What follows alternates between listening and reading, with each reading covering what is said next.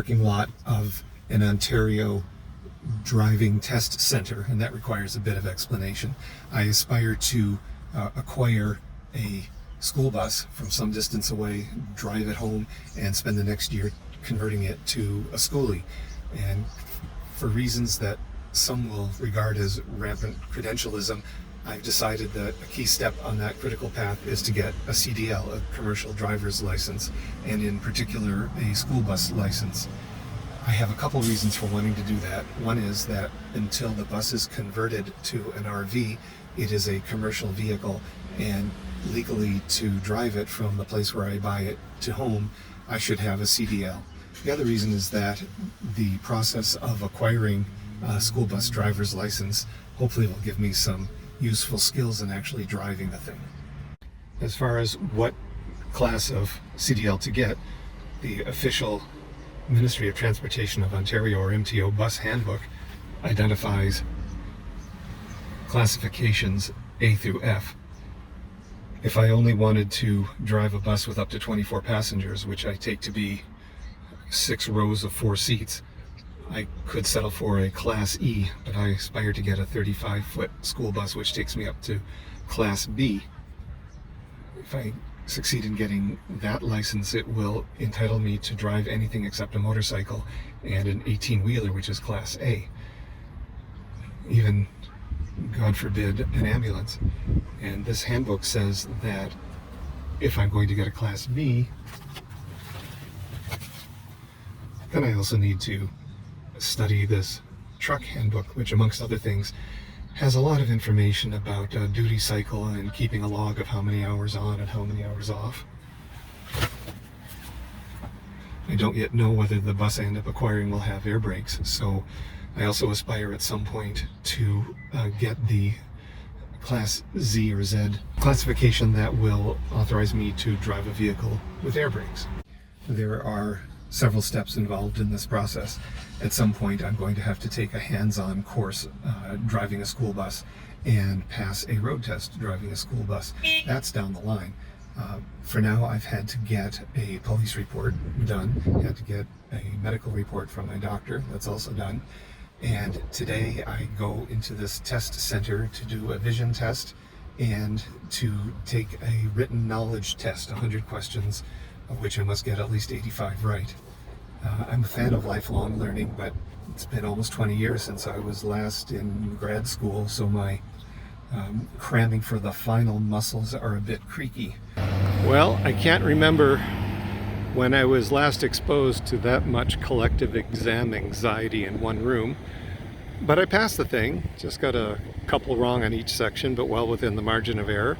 So I'm on to the next step, which is to get some hands-on training and then do the road test.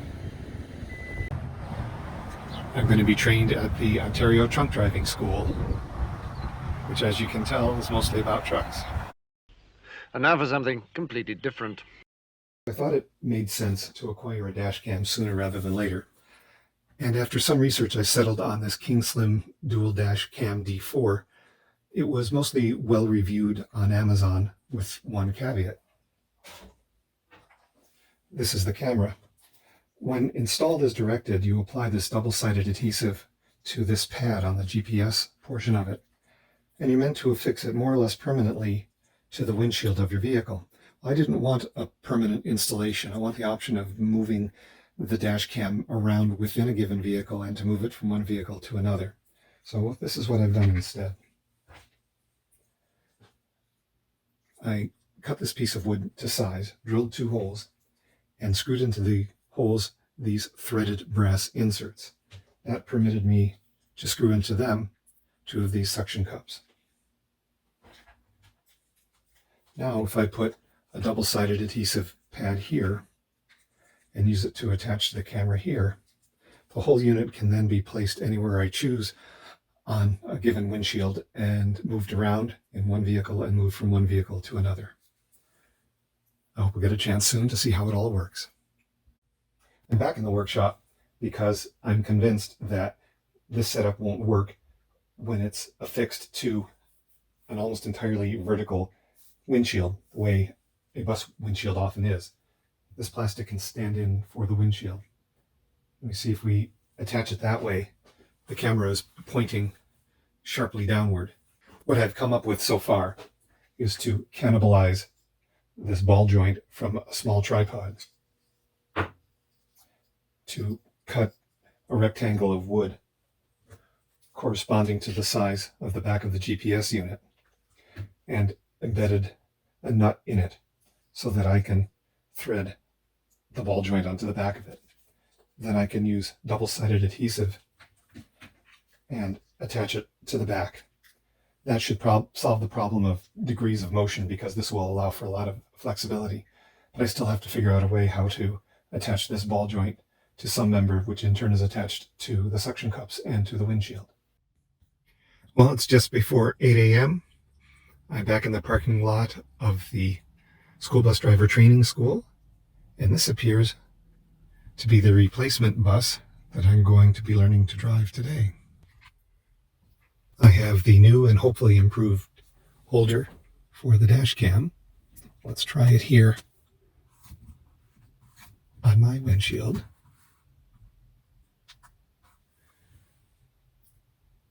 It certainly allows me to adjust it to an appropriate angle here.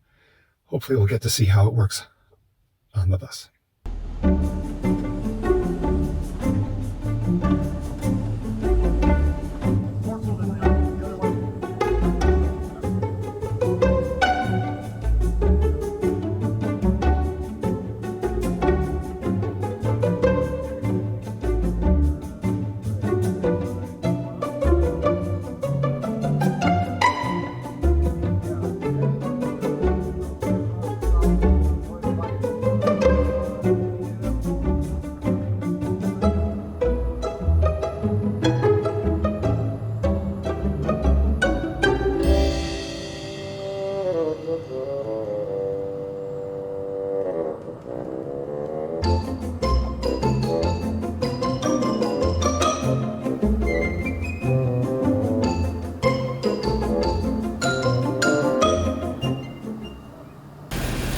The mount was a success. It stayed in position for the whole ride. So I'm in the yard of the bus training school.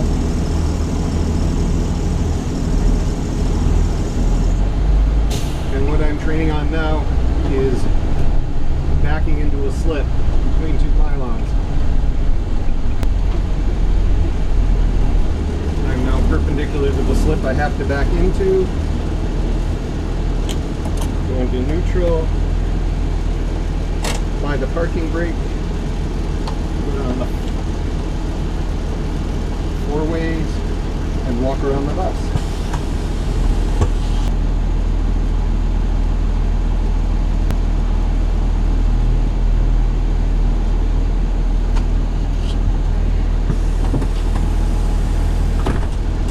Check my path, announce that my path is clear, tap on the horn, put it in reverse, remove the parking brake and commence.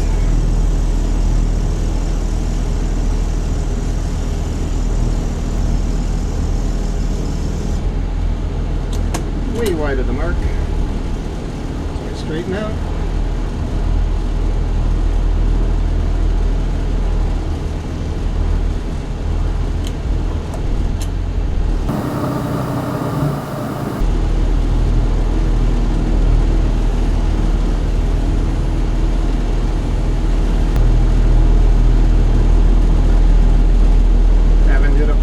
So far.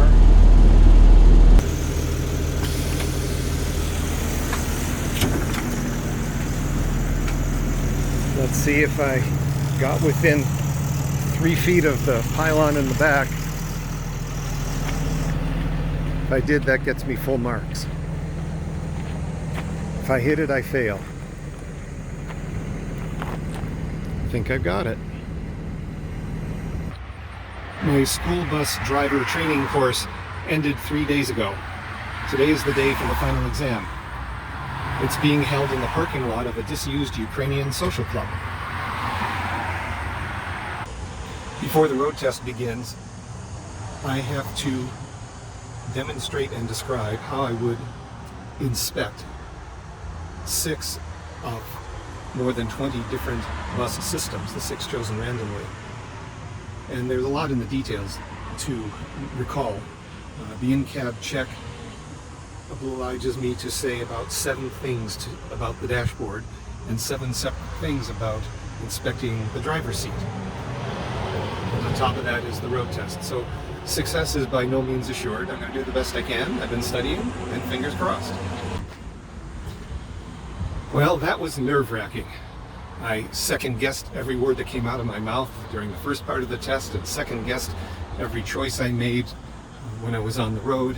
Had resigned myself to failing it and having to try again, but I was pleasantly surprised to hear from the examiner that I've done quite well and have passed the thing. So I now have my Class B school bus driver's license.